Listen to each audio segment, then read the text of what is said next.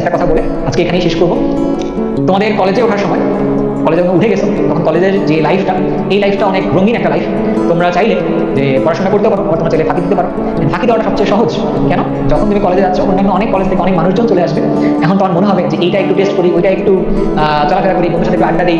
একদিন আমরা দেখা যাচ্ছে যে অমুক অমুক স্কুলে পড়াশোনা মিলে একটু ভালো লেভেলে খাওয়া দাওয়া করি, এরকম মনে হতে পারে।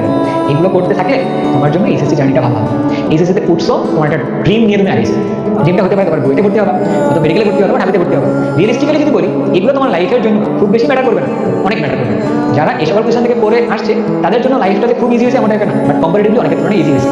সো যাদের ড্রিমটা আছে, ড্রিমটা পূরণ করার জন্য কি বলবো ভাইয়া, তোমাকে হচ্ছে যে এইচএসসিতে খুবই কঠিনভাবে লেগে থেকে পড়াশোনা করতে হবে। যদি কেউ তোমাকে বলে এইচএসসিতে পড়াশোনা করার দরকার নেই, রিল্যাক্সে থাকা যায়, ভুল কথা। আমি যতজনকে দেখছি, নিজের লাইফে দেখছি, এইচএসসিতে লেভেললেস পরিশ্রম করলে করার পরে তোমার আসলে ভালো হয়েছে। সো পরিশ্রমটা করার মেন্টালিটিতে রাখো। কোথাও না কোথাও কারণ কারোর সাথে গাইডেন্স থাকে, অফলাইন হতে পারে, অনলাইন হতে পারে।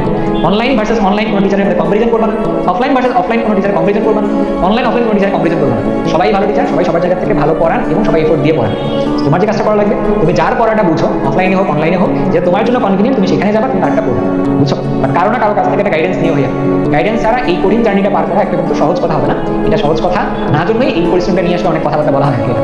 সো তোমাদের বাবা মার সাথে থাকবে, তাদের কথাবার্তা শুনি, তারা তোমার জন্য ভালো চান, ভালো বুঝেন, এটা বুঝে বুঝে কথা বলতেছে। তবে তুমি যেহেতু এই যুগে আসো, তোমার কাছে এআই আছে, ইন্টারনেট আছে, অনেক কিছু দেখতে পারো, বুঝতে পারো, অথবা তুমি বাবা মার তুলনায় অনেক ভালো বুঝতেছো, ইটস কমপ্লিটলি ওকে। কিন্তু তুমি এতটাও বেশি বুঝতেছো না হয়তো বা, যেটা তোমাকে নিয়ে তারা ভাবতেছে। তোমার কাছে হয়তো কয়েকটা এক্সট্রা টুল আছে তাদেরকে দেওয়ার মতো।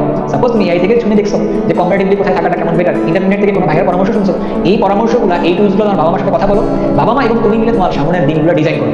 কখনো নিজের পরিবারের বাইরে অন্য কাউকে নিজের পরিবারে মনে করে তার পরামর্শ শুনে সামনে আগাবা। এতে তোমার যদি খারাপ হয়ে যায়, সেই খারাপের দায়ভার কিন্তু অন্য কেউ নিবে না। কিন্তু তোমার বাবা মার কথাবার্তা শুনে তুমি যদি সামনের দিনগুলো আগাও এবং ডিজাইন করো, এটা তোমার সাথে যদি খারাপ হয়েও যায়, তুমি ট্রাই দিয়েছো বা খারাপ হয়েছে, এতে কোনো সমস্যা নেই। বাবা মা তোমাকে আবার নিজের মতো করে নিয়ে তোমার ভবিষ্যতের সাথে তোমার সাথে থাকবে। সো অলওয়েজ তাদের কথা শুনো, কারণ একমাত্র তোমার পরিবার তোমার সাথে সবসময়ের জন্যই থাকে। অ্যান্ড দেন তুমি তোমার শিক্ষক বা যাদের পরামর্শ তুমি শুনতেছো, যে পরামর্শ তোমাদের ভালো হতে পারে, তুমি এটা ফলো করতে পারো, বাট ব্লাইন্ডলি না। বাবা মার পরামর্শ শুনে সবসময়ের জন্য চলবে। তো তোমাদের ভালো হোক, তোমার আরো অনেকগুলো কথাবার্তা হবে ইনশাআল্লাহ। আজকে এই পর্যন্তই। সবাই ভালো থাকো, সুস্থ থাকো, আল্লাহ হাফেজ।